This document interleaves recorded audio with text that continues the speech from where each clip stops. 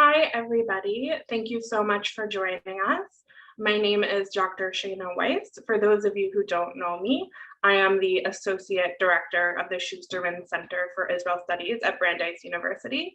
I am thrilled today to welcome Adriana Jacobs. She is an Associate Professor of Modern Hebrew Literature at the University of Oxford. She is the author of Strange Cocktail, Translation and the Making of Modern Hebrew Poetry.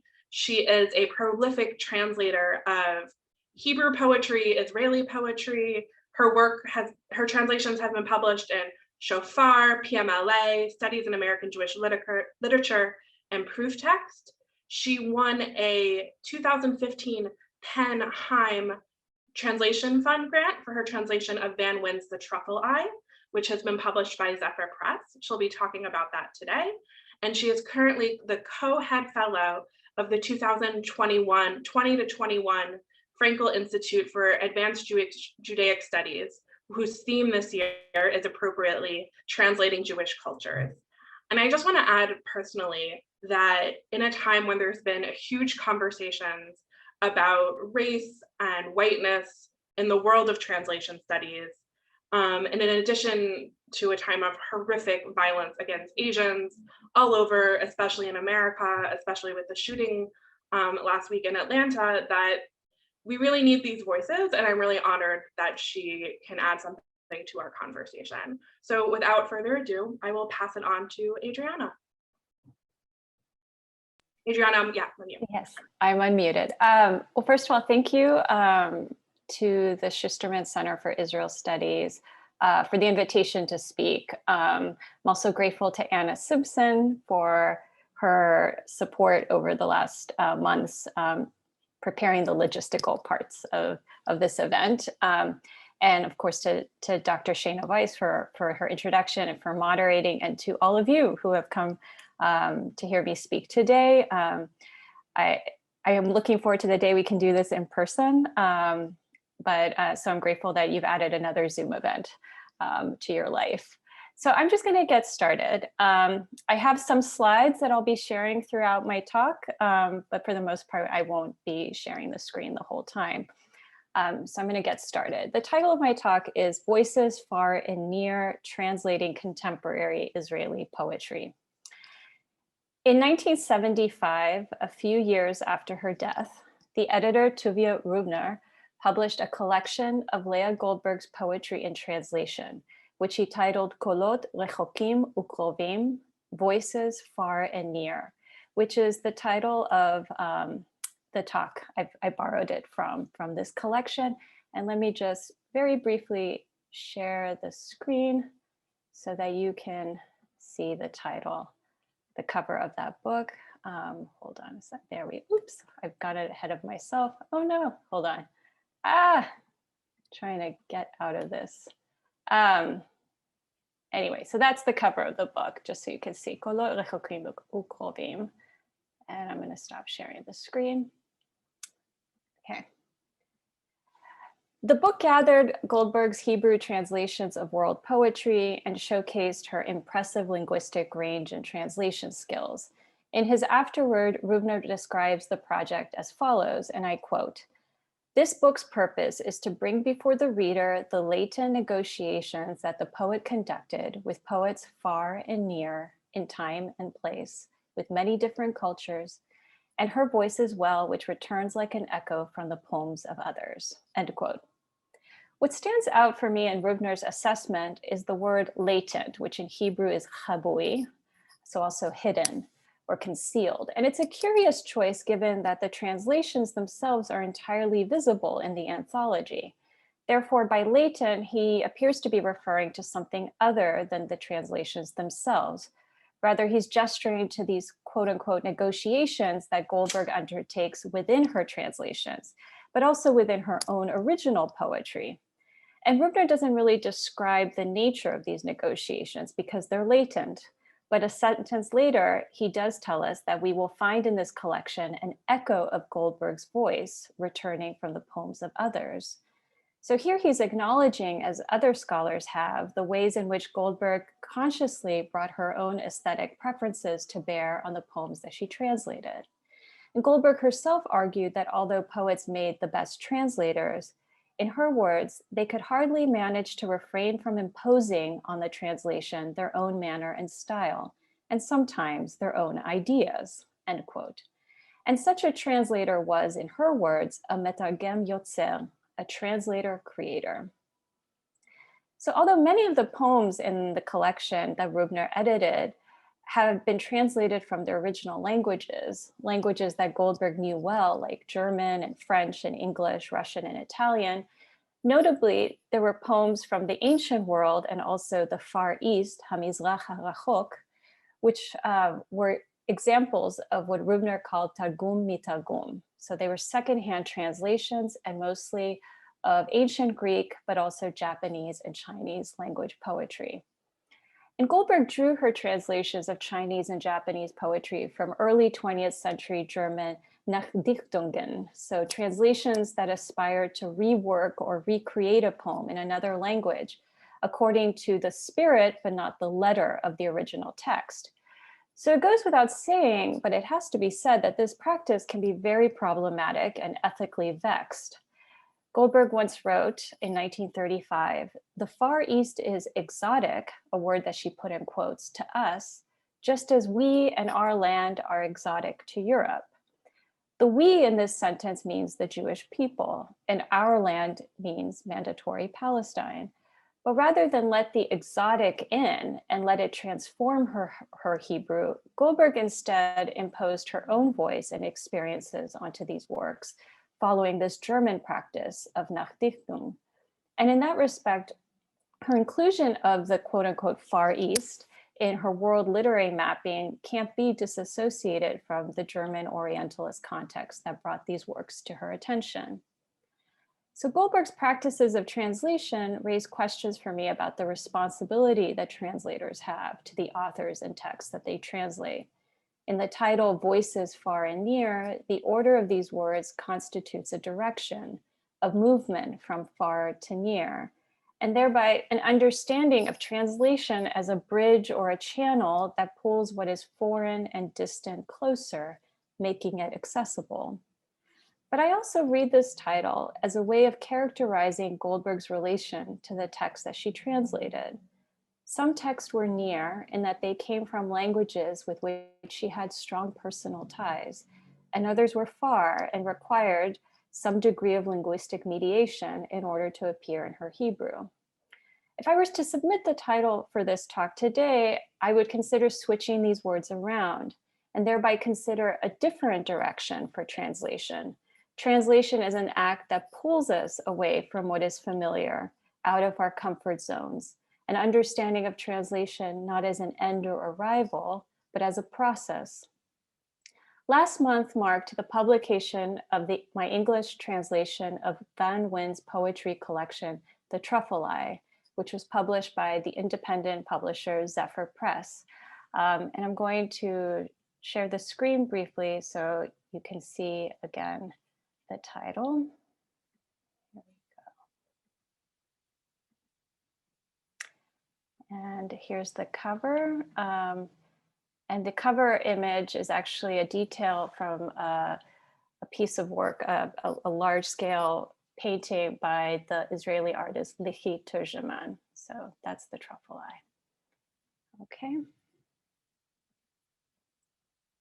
So this is a project that developed over the course of a decade, but as I prepared the final proofs for the translation, I was also correcting proofs on a chapter that I had written on Leah Goldberg's translations of Chinese and Japanese poetry. And this prompted me to redirect the questions that I was raising about Goldberg's translations of Chinese and Japanese language poetry towards my own project, and to think critically about my practices of translation with respect to Nguyen's poetry.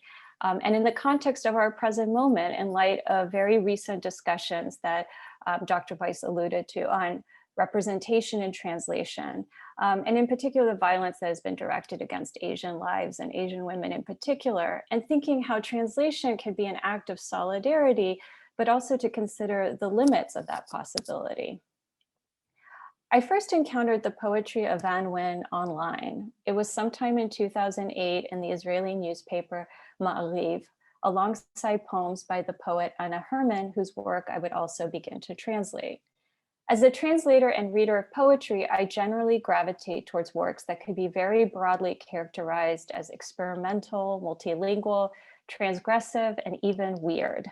I like poetry that pulls me out of my comfort zone, and the first time I read Wynn's poetry, I felt that tug. At the time, I was teaching at Hofstra University and wanted to include Wynn's work in my course on contemporary Israeli literature. There were no published translations of her work available at the time in English, but Duki Dror's documentary, The Journey of Van Wyn, which had come out in 2005, featured voiceovers of her writing translated into English in the film's subtitles. Wynn's parents came to Israel in the 1970s as refugees of the Vietnam War, and eventually they settled there. Israel is where their daughters, including Van Wyn, were born. Dror's film explores the history of Israel's Vietnamese community through the lens of Van Wyn's family. And in one of the film's key sequences, he follows Wyn and her father on a trip back to Vietnam in an ultimately failed attempt to reclaim land taken from the Wyn family during the war. And Dror's documentary is often credited with introducing Wyn as a poet. At the time, Wyn had a blog and was working on a column on her travels in Vietnam, and she was encouraged by readers to turn some of this writing into poetry. The year of the film's release, the literary journal Maayan featured several of her poems in its second issue, and through Maayan's publishing imprint, she published a digital chapbook in 2008 titled Ein HaKamihin, The Truffle Eye, which was then expanded into a book in 2013. And I'd like to share with you just a couple of images related to the documentary as well as to this chapbook. So this is from the DVD cover for The Journey of Van Wyn. You can actually view this film on Vimeo, I think for a modest rental fee. I highly recommend it. And this is the cover of the chapbook, which also came out as in a digital version of The Truffle Eye. There we go. Okay. So the book, it then came out in 2013 as a full-scale book with additional poems. So the critical reception of Wynn's poetry was positive and encouraging for the most part. But I was particularly intrigued and troubled by a review penned by Menachem Ben in 2008, which was published in Ma'ariv under the title, The Critic in Love.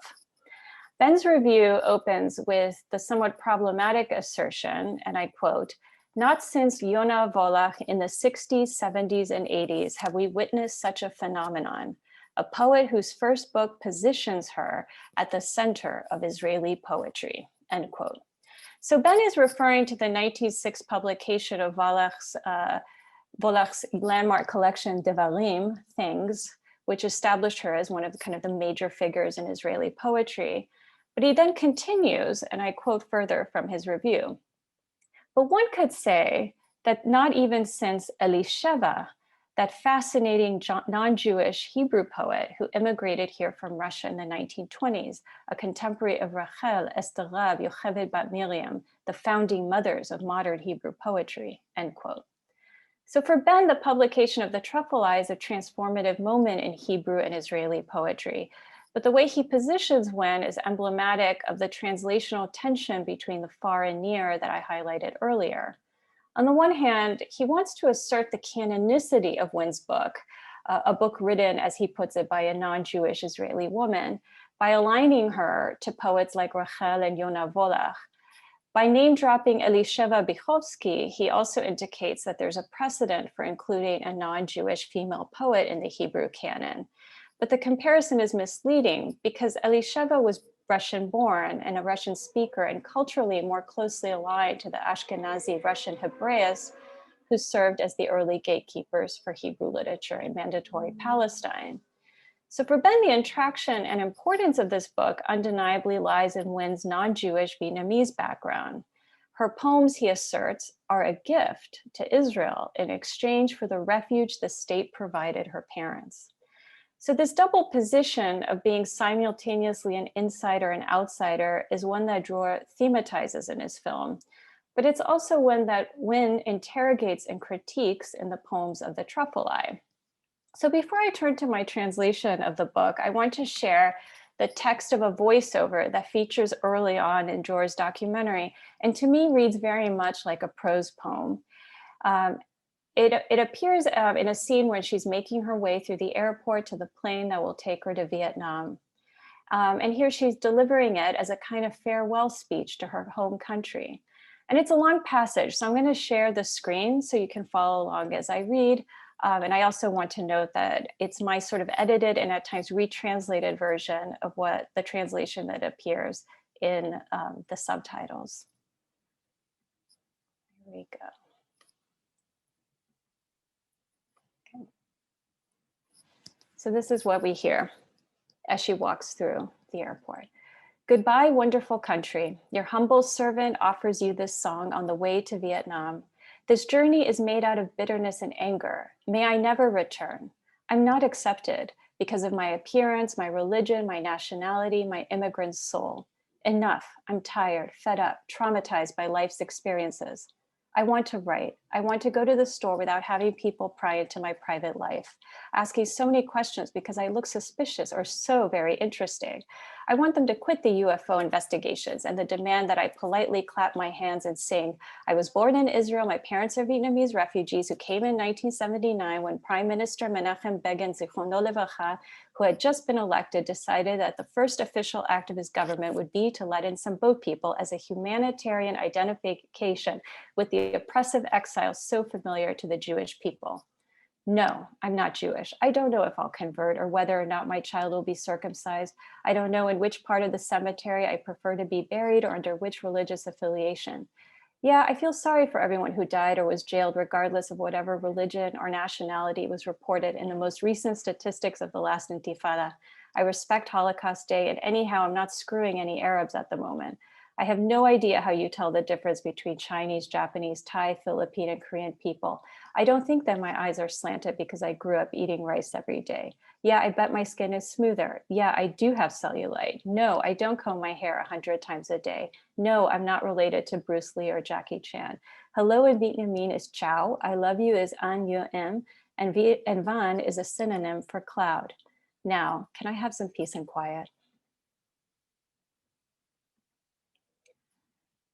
So Nguyen describes, there's a lot to unpack in this passage, and I've written about it in an article for Shofa. It's also worth hearing her read it because it's very fast and incredibly moving, the way she goes through all these sort of stereotypes that make up the way she is identified. So Nguyen describes the name Van as a synonym for the Hebrew anan, meaning cloud. And the term synonym stands out here because it's a word that usually applies to words within a language, whereas the word that we would expect here is translation. Instead, Nguyen's use of synonym places these words in proximity. They are almost but not quite alike. But more importantly, by evading the term translation, the relation between source and target is unsettled. Instead, Vietnamese and Hebrew inhabit a shared linguistic space. In Hebrew, the word nirdefet also means chased or persecuted, and it's repeated in this passage in the expression hagalut hanirdefet, which the subtitles rendered as forced exile, though the idea of a synonymous exile is invoked as well. In 1977, Begin appealed to the sympathies of the Jewish Israeli public and to his political constituency by asserting the synonymy of Jewish and Vietnamese exiles. The desire for synonymy continued in the moment of arrival when Vietnamese refugees received a kova tembel, a brimless hat that today symbolizes the pioneering spirit of the pre-statehood period and remains an iconic detail in representations of the Sabra, the native-born Israeli.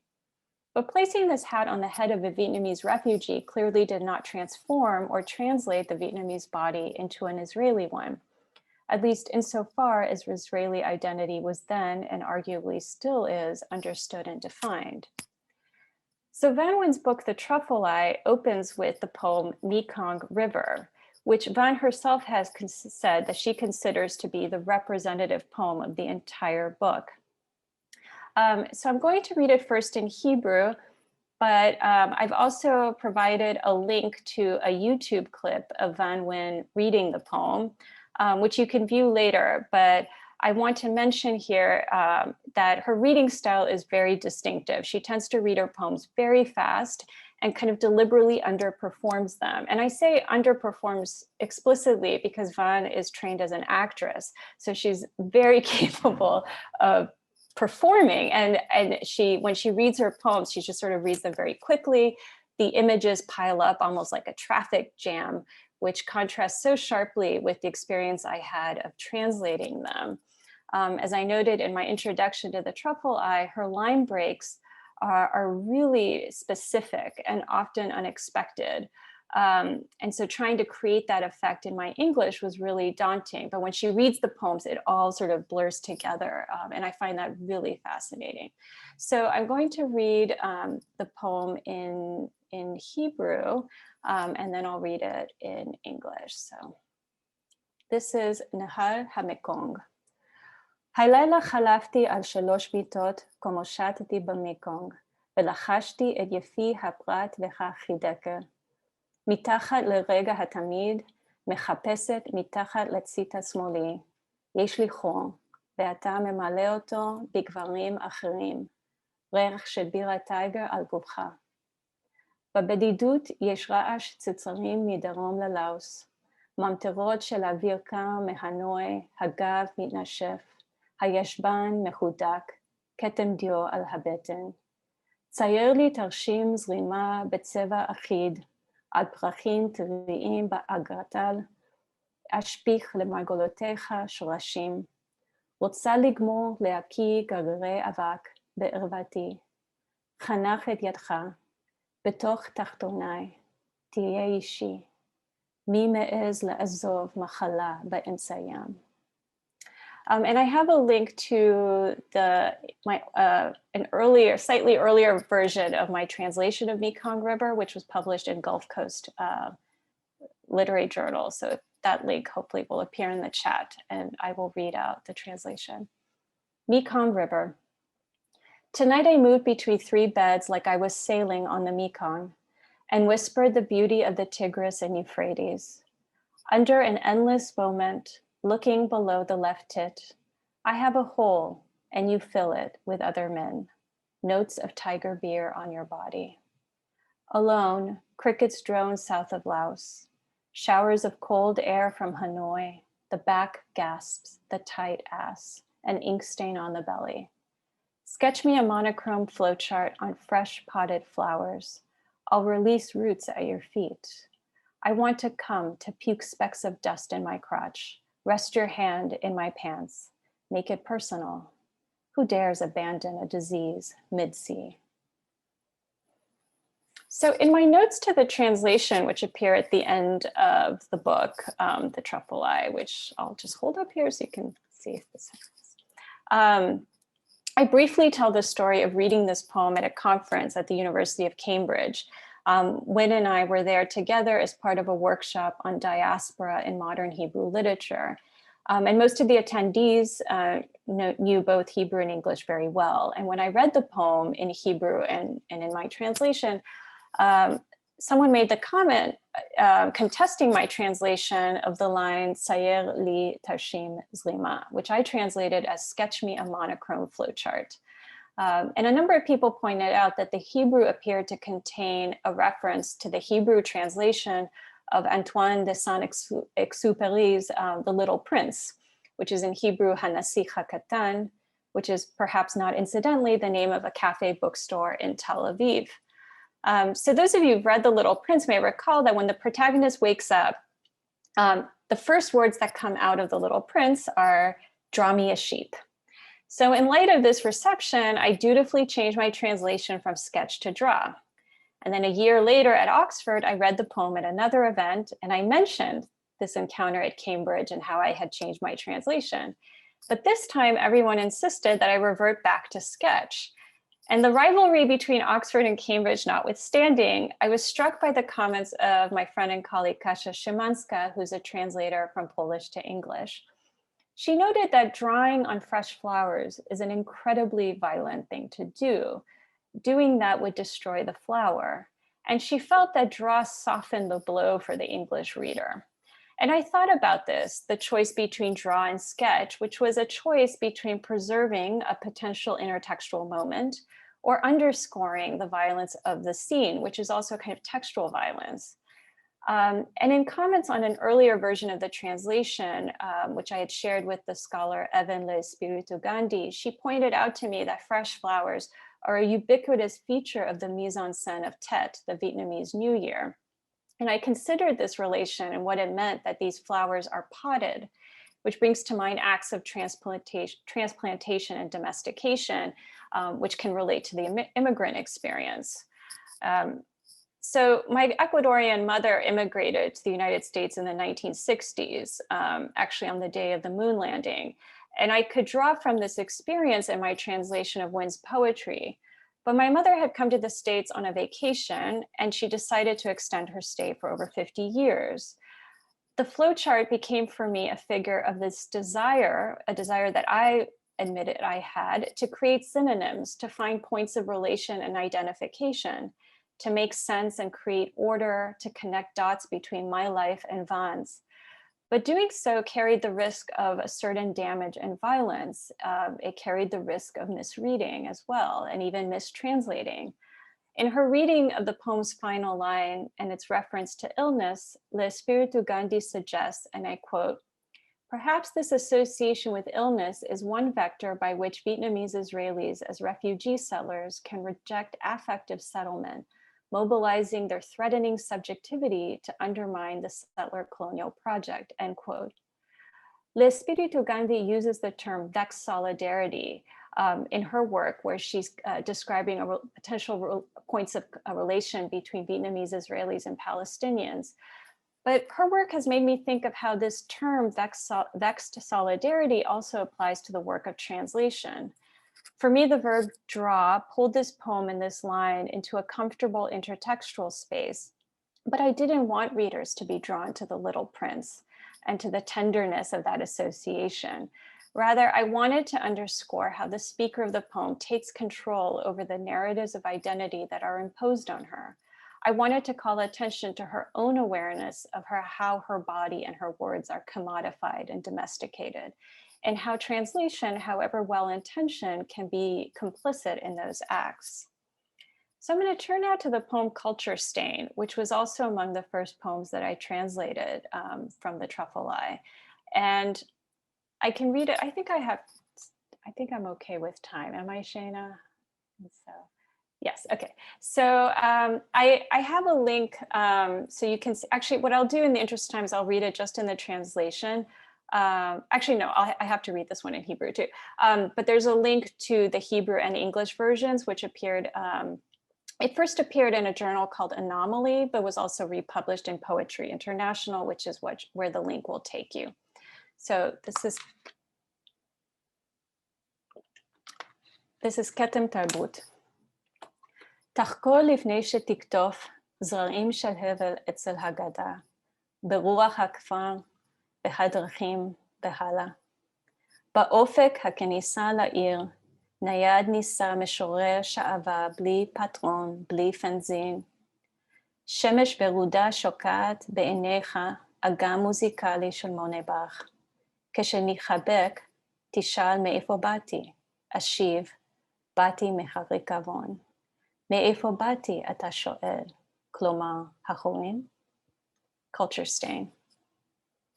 Examine before you extract the seeds of nothing at the river bank, with the village air and the roads and so on. In the horizon, the city begins, a portable wax poet without a patron or fanzine. A rosy sun sets on a musical Monet Bach lake in your eyes. When we hold each other, you'll ask where I came from. I'll say, I came from this rot. Where did I come from, you're asking? I mean, parents? The opening line of this poem, Examine Before You Extract, also has a bit of a backstory. In Hebrew, tahkor also means to search, to investigate, to research. But in an early translation of this poem, I had translated it as dig, which I felt complemented the act of extracting a seed that's also described in this stanza. In English, to dig around is also idiomatic for searching and investigating. And it also connected, albeit loosely, to the idea of a truffle. I felt that I needed this because the words truffle-eyed don't appear in any of the poems in the collection. In fact, the title comes from the title of the short story that concludes the book. In this story, a man wakes up one morning as a woman with truffle eyes. These eyes attract the attention of a group of men who aggressively and even violently approach her, insisting that she give them her eyes. Echoing the passage from the film that I quoted earlier, they yell out to her, "You're interesting." The translation did not stay for various reasons. I opted for examine, but the idea of the truffle nonetheless shaped my translation of this poem. In English, the word truffle may derive from the Latin tuber, but the Hebrew kemihin, a word that traces back to rabbinic literature, could find its origins in the root from which words like quantity, kamut, and longing, kemiha, derive. Truffles form symbiotic relations to various tree and plant species, and they're often found below ground or in the space between soil and leaf cover. In Israel, a variety of desert truffle, kemiha, grows in the Negev, but doesn't have the particular pungency of the European variety.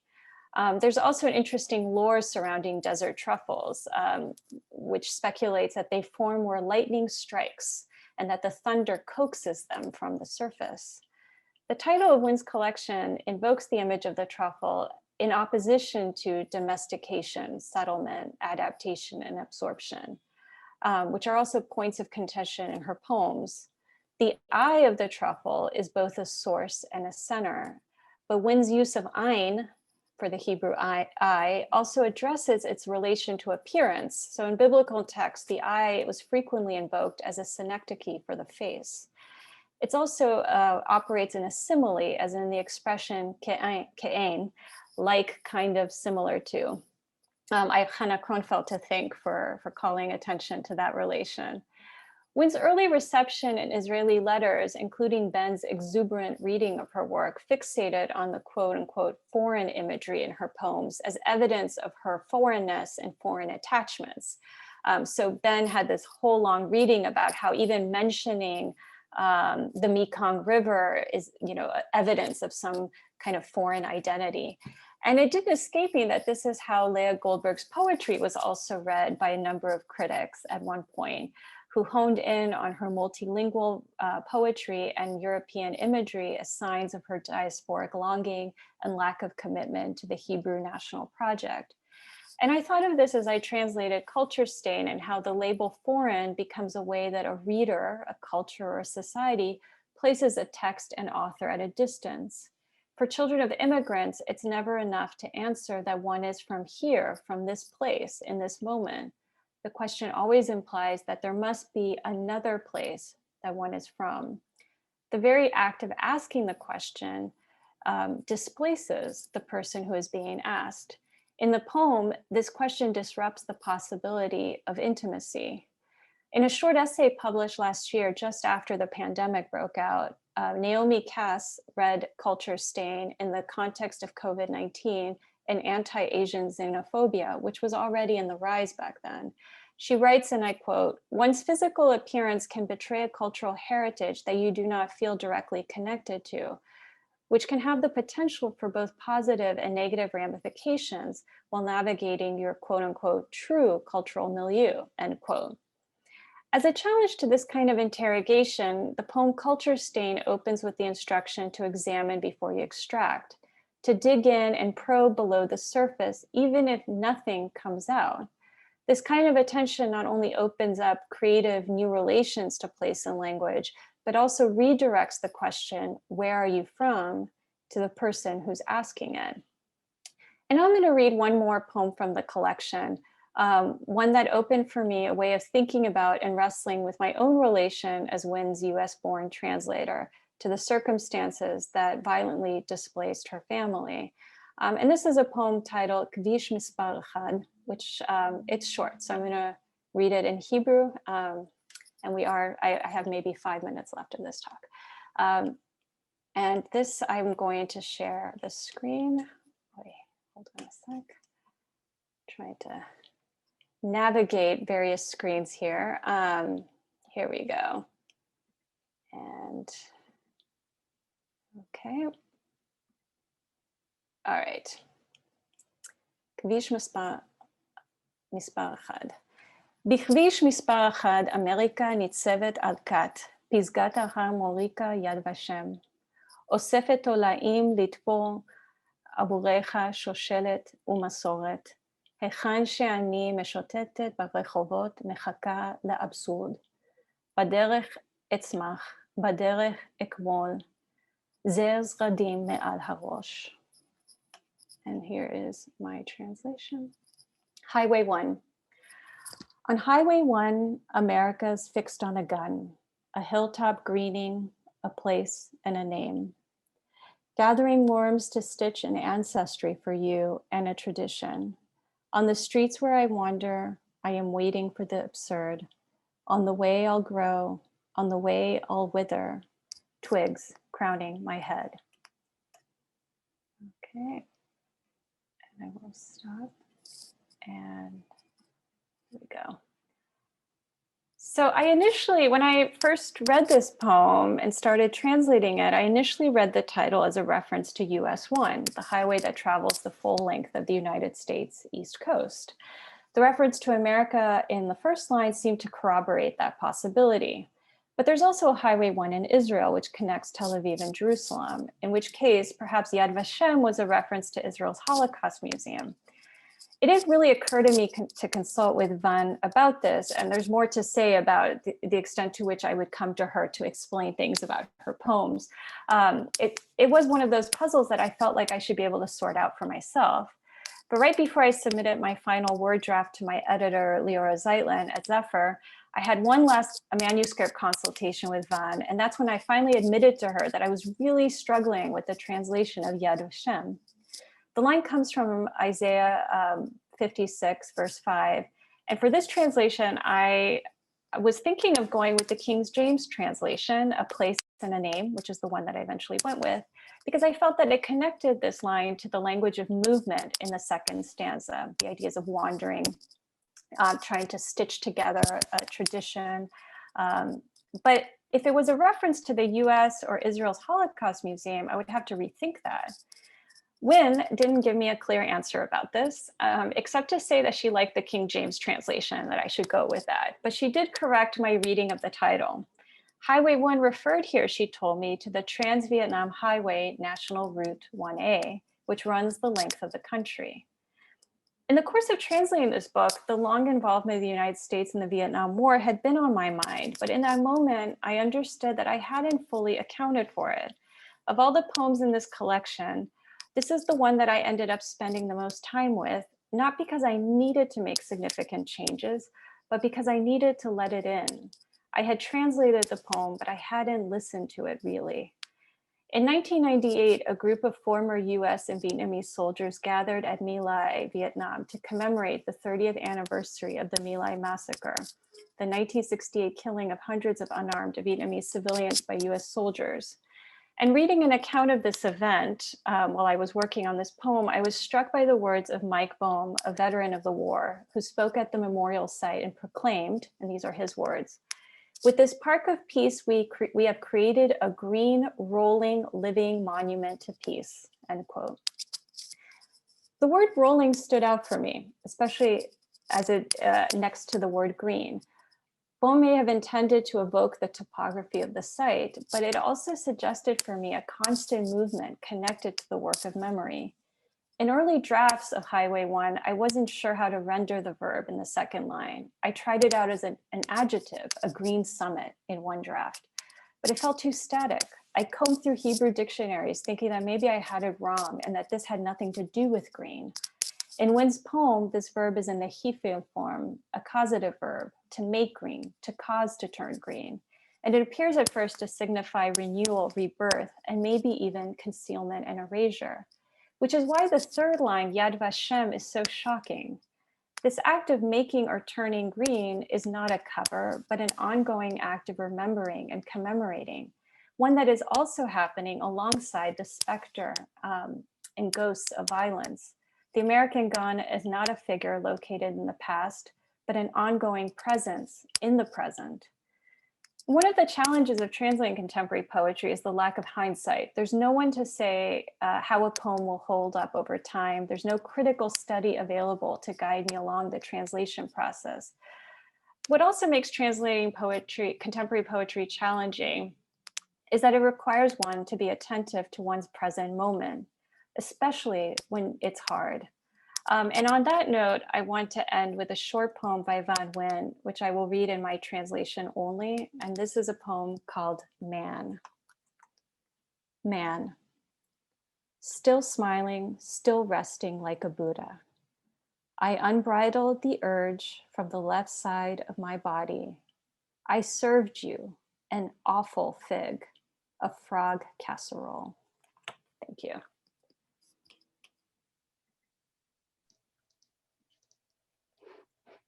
Dr. Jacobs, thank you so much for the presentation. There are all kinds of questions that are boiling up in my mind, and also questions that have emerged in the chat while you've been speaking, and anybody attending should feel free to continue contributing questions there, and it's my task to try and create a conversation with you based on these questions that have come through. So if I could begin with a question from one of our graduate students, Shira Malka-Cohen, who talked in the chat, and everybody can see that she mentions that she has a similar cross-cultural experience to Van Nguyen, but in a different direction. And Shira herself works on both Hebrew and Japanese literature. And Shira's question is about the use of linguistic heritage, or the echoes of linguistic heritage in Van Nguyen's work. So obviously she writes in Hebrew. Does she speak at all about the choice of language? Are there ever any traces of other languages that she has in her own history?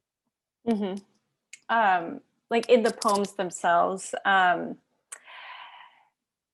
Yeah, I mean, I think, I'm trying to think.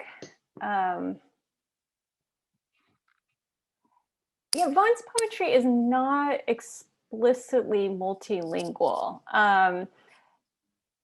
but a lot of the poems take place in other places. So she has poems, in Salzburg, in Milan. There's one poem that's set in Pasadena, which is actually where my father is from. So that was a really interesting poem to translate. And she'll use these place names. And so a lot of times that's what's sort of pulling the poem into a different linguistic space. There's one poem at the end of my translation of The Truffle Eye that actually wasn't in her book. It wasn't originally in her book, published in her book. It wasn't actually, it was published online, but then it wasn't collected. It's a poem which I translated as Winter City Poem. And this one is also, it moves between Herzliya and a city in Vietnam called Dalat. And I think that one has some sort of more stronger multilingual echoes. But I think where I see the multilingualism happening in her work is not so much in her explicit use of other languages, but in the way that she kind of pulls us into places where we're aware that acts of translation are happening, where we get a sense that she is, or her poetic speakers, are experiencing sometimes that disorientation that happens when you're in a place and you don't quite understand what other people are saying. So that's how I would answer that question. I did see that someone asked about, in the passage that I quoted from the documentary, putting some of the words, the Hebrew words in italics. So that passage is not in the translation of The Truffle Eye. And I tend to use different strategies when it comes to when to include something in Hebrew and when not. So Yad Vashem would be an example. I have drafts where I had it as Yad Vashem, but then I liked the idea of translating it, of kind of making a reader who knows Hebrew have to, because there are people who read Hebrew who will read these translations, or people who know enough Hebrew to know that a place in the name, they might recognize the allusion and wonder why it's not Yad Vashem, or hear Yad Vashem in the English. So I don't have a sort of strict way of approaching how I incorporate multilingualism into my own translations. It really depends on the poem and what I think that particular poem necessitates. So your answer to that question actually leads, in my mind anyway, onto the thing that I wanted to ask next, which is just to dig a bit deeper into this phrase you used of vexed solidarity. And to me, this opens up so many dimensions of inquiry. On the one hand, I mean, what is poetry and what is reading poetry if it's not, you know, a searching for like a truth that resonates in you? So on some level, when you read, for me, when I read poetry or literature, some part of me wants to be saying, yes, that's true, I feel that too. But of course, as you're pointing out, there is a complicated ethics of saying, yes, you're the same as me, as much as there is of saying, no, you're different from me. And it works, you know, in both directions in complicated ways. And it seems to me that that's a problem with, you know, with poetry in general, perhaps. But in the particular poems that you brought up, the theme of diaspora, migration, transplant, and so on is so is so clearly a central element of a poetry. That, in my mind, seems to complicate this issue so much more, because specifically in the Israeli context, you know, part of the Jewish Israeli experience is that question of diaspora and transplant and moving and immigration. And so I wonder if you agree with this, or how this plays into this question of vexed solidarity. In a way, the question of transplant, migration, etc., should make her more the same as, you know, many Jewish Israelis from different parts of the world. But at the same time, it's a different kind of diaspora, a different kind of migration, which is the very thing that she feels marks her out as different in the eyes of many people. So I mean, this is not so much a question as sort of handing you a plate of, this is extremely interesting. And it seems that specifically in the Israeli context, there are even more dimensions of this vexed solidarity with regard to the question of diaspora as well. And I'd be delighted to hear you muse on those themes. Mm-hmm. Yeah, I mean, this is sort of something I've been thinking about a great deal, and maybe it connects also to the question, following the chat a little bit here. I think this is Shayna's question about the trend for translators just to be figures in their own right, like Anne Goldstein for Elena Ferrante. So I'm going to just try to answer your question, but maybe I'll be just kind of answering with your question. This has been something I've been thinking about a great deal since this book came out. I think on the one hand, and a lot of my work has addressed this, that I do think of translation as being very creative. And in that sense, the translator is a kind of creative agent. The way I translate Van is not going to be the same way someone else translates Van Nguyen's poetry. But I do think that at times I'm uneasy with the idea that somehow I'm now going to be speaking for Van Nguyen through the translation, because I don't think that that's what I should be doing necessarily. I think that sometimes the fallacy for me is thinking that, you know, translation is this bridge, and the translator is sort of bringing this foreign author closer to readers who wouldn't have access to these works in their original language.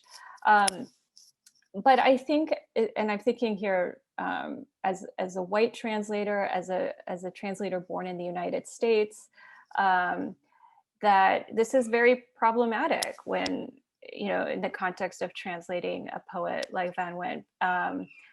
And I don't want to be sort of speaking for her experiences necessarily. I think that she's perfectly capable of speaking for her own experiences. And she also has a very uneasy sort of relationship with the fascination, the interest in the history of Vietnamese refugees in Israel. and I think throughout the years that I've known her and have been translating this work, she's been very vocal about sort of pushing back against people who want to seek her out as a spokesperson for those experiences, you know. So it's not really an answer to the question, but just to sort of raise that this is in its own way very vexed for me. At the same time, you know, I do think that translating these poems presents an opportunity to bring to Anglophone readers different perspective on Israeli culture, on Israeli contemporary poetry. But at the same time, to sort of also be aware that it's not as though there is this large, you know, community of Vietnamese Israeli poets. So I want to also be careful not to kind of overstate that as well. I mean, the Vietnamese community has been, to a degree, a very disenfranchised community in Israel, very working class. And I think, you know, I think when Van's book came out, when her poems started to come out, there was a tendency to see it as like, oh, this is a celebration of Israel's multiculturalism. And I think that's something that she really resisted, was this attempt to try to use her as a kind of validation of some kind of, you know, positive multicultural experiment. So you're raising now challenges for people like me, so I'm a historian. I'm not a scholar of literature, but I teach about Israel a great deal, and I'm always trying to bring voices into my classroom that are perhaps not as loud in you know, the general discourse. And I mean, this is terrifically unfair of me to ask this, but if you have any insights, I'd be interested to hear them. You know, for people teaching courses on Israeli culture, Israeli society, whatever it is. So let's say over the course of a semester, you have time to bring, you know, I don't know, let's look at 4 poems together as a class. And so on the one hand, of course, one of them should be one of these from your translation collection, just to show the differences and diversity in society. But on the other hand, it can't be a, you know, a fig leaf for the kinds of things that you just mentioned. Mm-hmm. Is there a way out of that dilemma?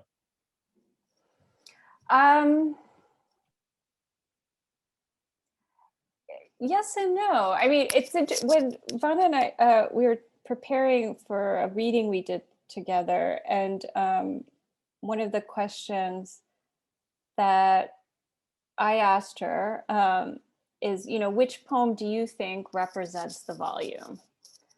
And given the way that in the past, she's kind of been very resistant to being kind of pigeonholed as sort of a, you know, a spokesperson. Sorry, I think someone said that there's clicking because my earrings are hitting the the headphones. So my apologies. I will try to stand very still. But yeah, because of her resistance in the past to being sort of like the go-to person when someone's writing about Vietnamese Israelis, I thought she would pick, you know, some other poem, some poem that didn't have anything to do with, you know, like overtly with identity issues.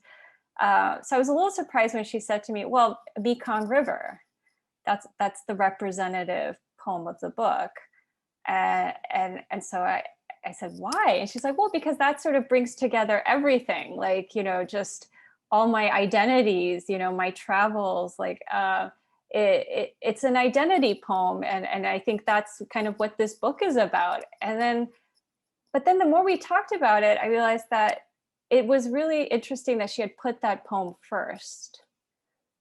And it became clear that she opened the book with that poem to almost get it out of the way, to say, okay, this is why you're coming to my work, because you want to find out something about what it means to be a Vietnamese Israeli poet. So here's the poem where it's sort of all presented there. And then you move on to all these other poems that are not necessarily going to keep you in that space or to keep you within those set of questions. And so I thought that was really interesting. So I always say that when, teaching poetry, it's very important to consider kind of the order of poems. A lot of times when we teach poetry, we pull poems out of, they pull them out of their book context, or we present them in different arrangements, which is really wonderful. But when I translated The Truffle Eye, I was really determined to try to keep the order of the book as much as possible, because it was very clear to me that there was a very deliberate order to these poems that are part of kind of these issues that you raise, which is, how do you, on the one hand, acknowledge that there is this opportunity to present a different view and to present different voices as part of a kind of a course on Israeli literature, while at the same time trying to not always sort of make it about spotlighting someone's identity issues. But if you ask me which is the representative poem, it's actually a very different poem, which I didn't talk about today. But Can you tell us which one you think it is? Sure. So it's the poem called Poet of Nails, which is here. It's in sort of at the halfway point of the book here. And maybe could I read it? I'll read just the translation, because I think it's a really fantastic book. And it also goes, I think it's a kind of manifesto that on the kind of poetry that Van Wyn is committed to. So it's called Poet of Nails. Before you give me that look of intercity roads and kiss my finger, you'll say, darling Thumbelina, I get that our end will be tears and dark regret. For now, we are on the ugly side of confession. That my new poetry is full of rage, that I am the drunk vomit of an emotion slut, a poet of nails.